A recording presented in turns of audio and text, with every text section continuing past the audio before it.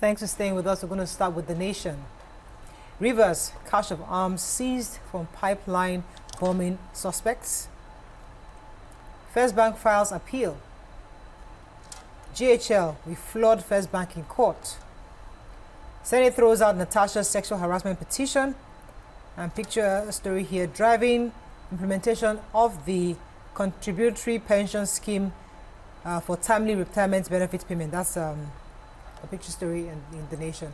Okay, which story are we taking? Yeah, I have the major headline. This is in Rivers State, cache of arms seized from pipeline bombing suspects. So a cache of arms has been seized by the military following a plan to bomb another oil pipeline in Rivers State. They said 8 suspects have been arrested.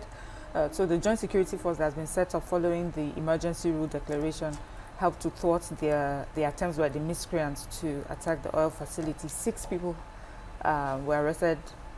6 people who were among those. 6 of those that were arrested have been let go, have been set free.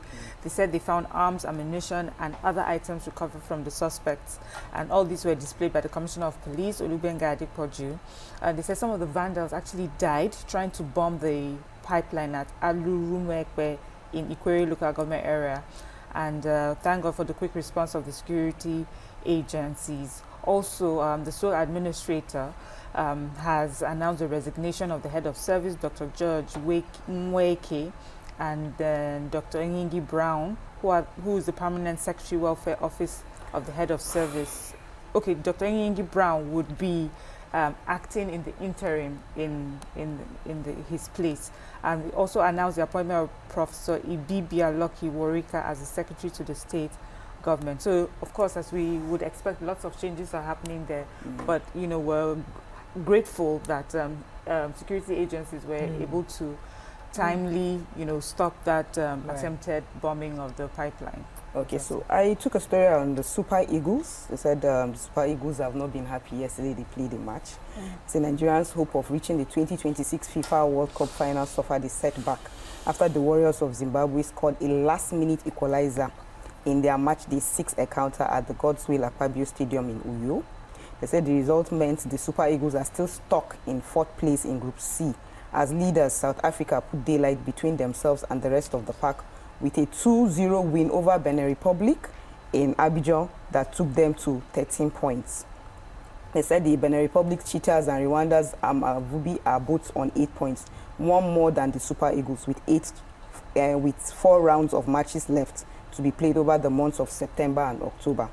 And then they said the usual suspect, Victor James Osimhen, playing his 40th match for the Nigerian senior team, scored to put Nigeria in front after 73 minutes, making hay from Olaoluwa Aina's cross from the left that escaped every Zimbabwean player in the defense. So they are really not happy, and they said the victor was very, very sad that you know, they are not going to play at the World Cup and everything because you know, their points have really gone very low.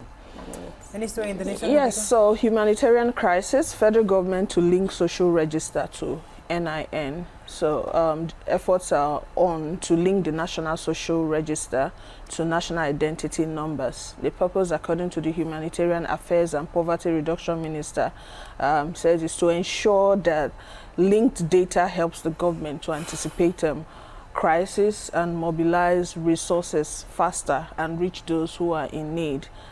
He also added that easily accessible data would save the country and relevant stockholders to handle stress and some of those bottlenecks affecting our nation. Yeah.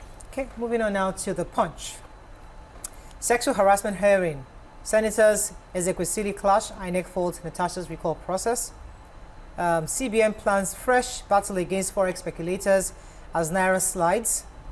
Discos raking 509 billion Naira amidst serial grid collapse. Zimbabwe deems Super Eagles World Cup hope after Uyo stalemate. And dollar for petrol. Marketers protest. Dangote exports fuel to US and others. Okay, let's take one story for the break. Okay, so last week the Dangote refinery announced that it would no longer sell fuel to customers in Naira as the federal government had suspended the sale of crude to the facility in Naira. And we had Petro and who have announced that this announcement has caused tension among marketers who would now begin to panic buy petrol over fear of possible scarcity or price surge. They said that the sale of fuel in dollars will hurt the economy, it will bring undue pressure and worsen inflation, and they are urging the government to ensure that all transactions within the country are conducted in the local currency, the naira, to protect the economy and welfare of Nigerians. They also raised concern over the country's inability to meet the growing demand for petroleum products despite the operationalization of 3 local refineries in Nigeria. They said that NNPCL has 2 functionary refineries, while 650,000 barrel per day capacity Dangote refinery is also in operation. Several modular refineries and importers are contributing to the petroleum supply chain.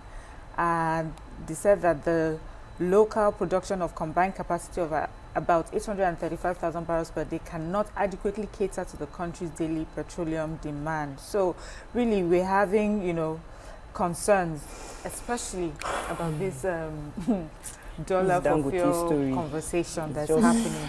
As a businessman, I guess if you sell to him in dollar, he has to recover. And they said he's also seriously pushing, you know, exporting to different countries, to the US as well. So may not have any, he may not feel anything because he's making his money outside the shores of the country. So I guess the federal government needs to sit down really and think about how this would, as you mentioned, affect the economy and the average man on the street. Let's go on a very short break. When we come back, we continue with the review. Stay with us. We'll be right back.